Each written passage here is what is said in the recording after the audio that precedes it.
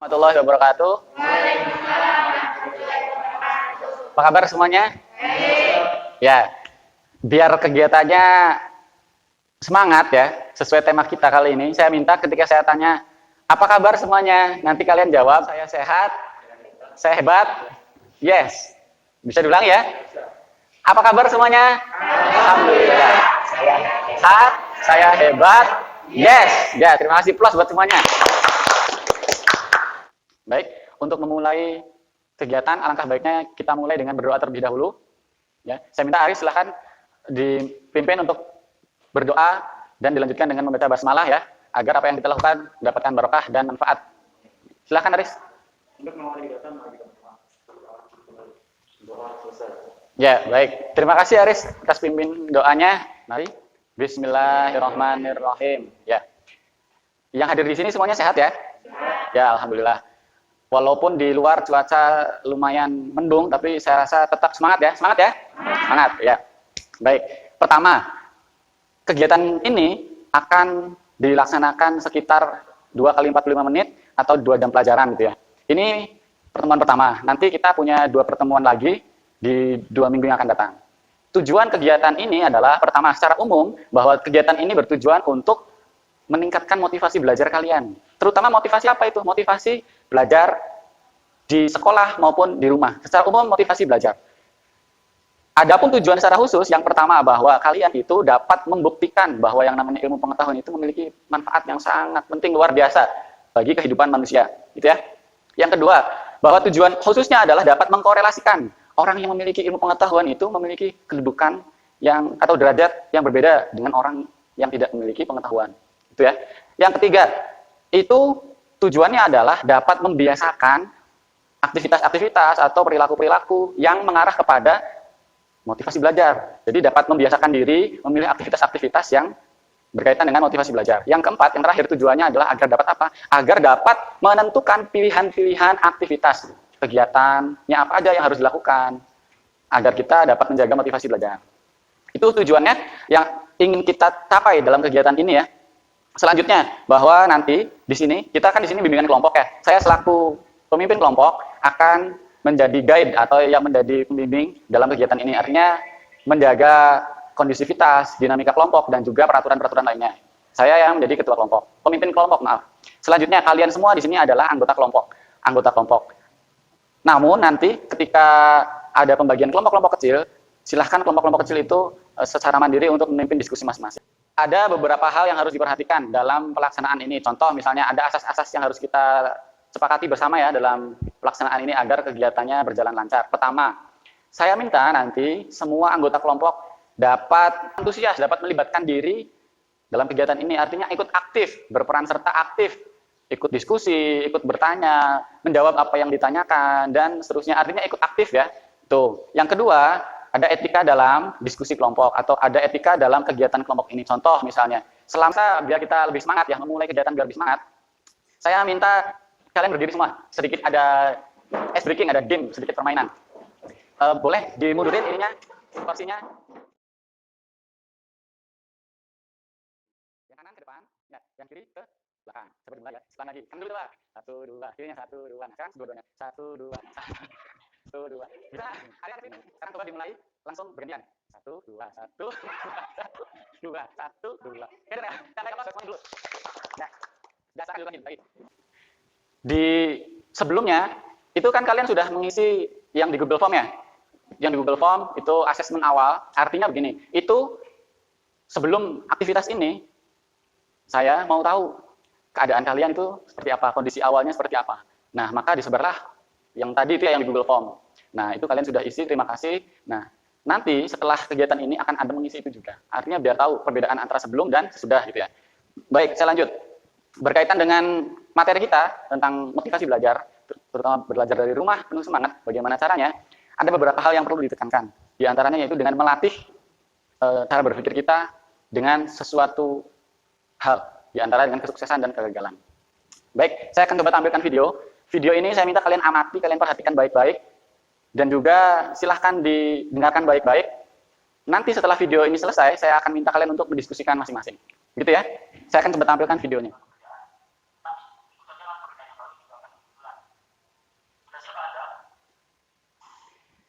Ada slogan dari video ini, bekerja yang dapat uang saja dari rumah, belajar dari rumah, mengapa tidak? Slogannya bisa dipahami ya. Baik, sekarang saya akan coba bagi kelompok.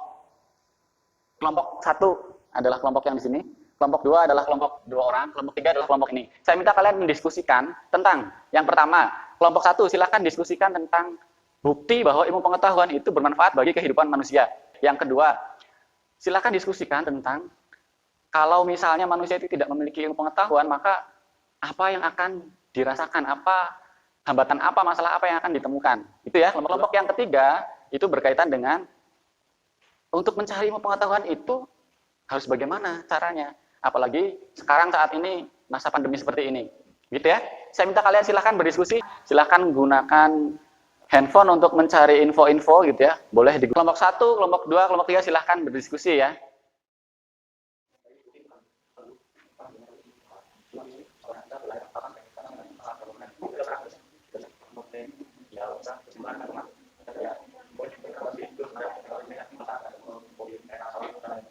Ya, sekarang saya minta hasil dari diskusi tadi kita diskusikan di kelompok besar, artinya di satu kelompok ini ya.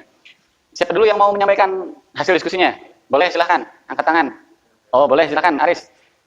Hasil di sini kami bukti dari manfaat ilmu pengetahuan sendiri bahwa semakin berkembangnya zaman, makin bermudahnya dalam kehidupan sehari-hari. Misalnya dalam berbelanja kita harus langsung ke TKP, ke pasar. Tapi sekarang berhubung ada media HP, karena ilmu pengetahuan kita mudah tinggal hanya memesan, kemudian menunggu di rumah datangnya barang tersebut. Ya, baik, itu contoh yang sangat jelas sekali ya, bukti yang sangat jelas sekali. Tapi yang lain barangkali ada yang ingin menyampaikan yang lain, boleh? Ada tambahan nggak dari kelompok yang lain? Dep? Apa yang terjadi jika manusia tidak memiliki ilmu dan pengetahuan? Yang terjadi adalah kita tidak punya mindset untuk kedepannya kita mau jadi apa. Terus untuk masa depan kita kedepannya bakal tidak tertentu gitu Pak.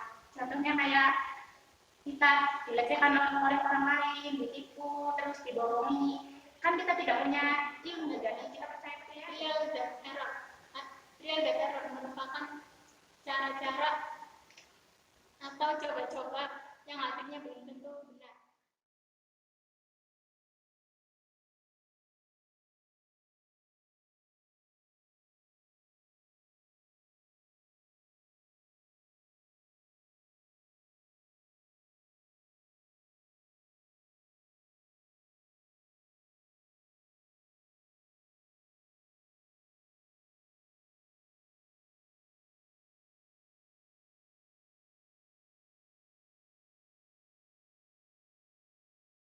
Tadi diskusi yang cukup seru sekali, bahwa tadi banyak sekali disampaikan menurut teman-teman kalian semua, banyak hal. Misalnya tadi dari kelompok 1, ilmu pengetahuan itu penting buat manusia, karena apa? Kalau nggak ada ilmu pengetahuan, manusia itu nggak akan bisa berbuat apa-apa.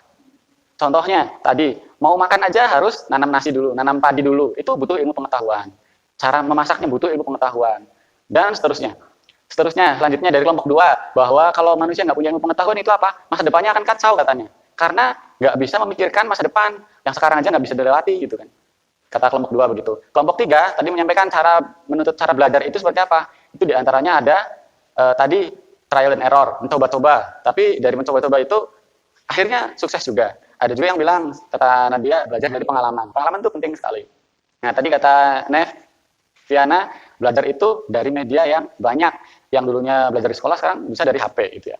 Baik, itu kesimpulannya bahwa ilmu pengetahuan itu sangat penting dan sangat berguna sekali untuk kehidupan manusia, karena pada dasarnya ilmu pengetahuan itu membantu kehidupan manusia, membantu manusia dalam menjalani kehidupan manusia agar lebih mudah, lebih efektif, dan juga lebih bermakna.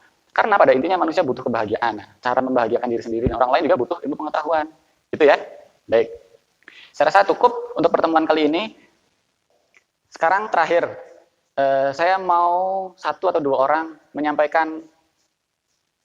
Pertama, kelompok 1, apa yang dapat kamu pahami dari kegiatan ini? Nanti pertanyaan kedua, boleh kelompok 2, apa yang dapat kamu rasakan dari pertemuan ini? Kelompok 3, apa yang akan kamu rencanakan setelah kegiatan ini? Cukup ya? Nah, ada terakhir nanti yang perlu diisi setelah ini, lewat Google Form nanti silahkan diisi, itu berkaitan dengan evaluasi dan asesmen akhir untuk mengetahui seberapa efektif kegiatan ini. Saya rasa cukup ya. Terima kasih atas perhatiannya, mohon maaf kalau ada yang kurang berkenan. Saya minta Devano sekarang memimpin doa untuk mengakhiri kegiatan.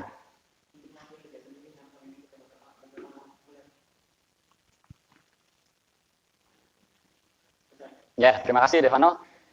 Mari kita sama-sama mengucapkan hamdalah. Alhamdulillah rabbil alamin ya. Terima kasih atas perhatiannya. Mohon maaf atas segala kekurangannya. Minggu depan kita akan ketemu lagi ya. Saya akhiri. Assalamualaikum warahmatullahi wabarakatuh.